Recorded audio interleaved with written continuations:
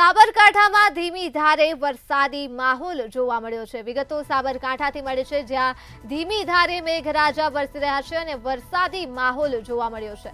તો હિંમતનગરમાં પણ ધીમી ધારે મેઘરાજા વરસ્યા છે। હિંમતનગર તથા ઈડરમાં પણ વરસાદી માહોલ જોવા મળ્યો છે। વિજયનગર શહેર અને ગ્રામીણ વિસ્તારોમાં પણ વરસાદી માહોલ જોવા મળ્યો છે। હવામાન વિભાગની આગાહી હતી અને આગાહી મુજબ વરસાદ વરસી રહ્યો છે।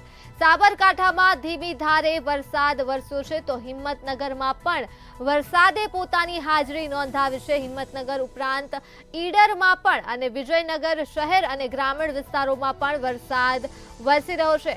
હવામાન ખાતાની આગાહી મુજબ વરસાદી માહોલ અહીં જોવા મળ્યો છે। ધીમી ધારે મેઘરાજા વરસી રહ્યા છે અને સાબરકાંઠા ખાતે વરસાદી માહોલ જોવા મળ્યો છે, તો વાતાવરણમાં પણ ઠંડક જોવા મળી છે।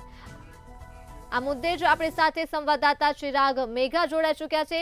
જે ચિરાગ, વરસાદી માહોલ જોવા મળ્યો છે હવામાન ખાતાની આગાહી મુજબ જ, શું છે વધુ વિગતો? જે ચોક્કસથી હવામાન વિભાગની આગાહી મુજબ સાબરકાંઠા જિલ્લાની અંદર ફરી મેઘમહેર જોવા મળ્યો છે। સાબરકાંઠામાં આજે ધીમી ધારે વરસાદી માહોલ જામ્યો છે। હિંમતનગર પંથકમાં ધીમી ધારે વરસાદ માહોલ જામ્યો છે। મોડી રાત્રેથી હિંમતનગર, ઈડર, વિજયનગર શહેરના અને ગ્રામીણ વિસ્તારોમાં ધીમી ધારે છૂટોછવાયો વરસાદ નોંધાયો છે।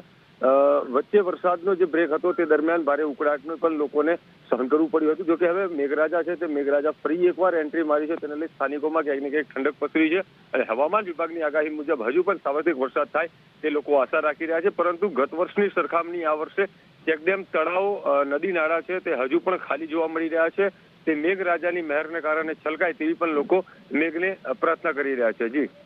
જી, તમામ વિગતો બદલ આભાર।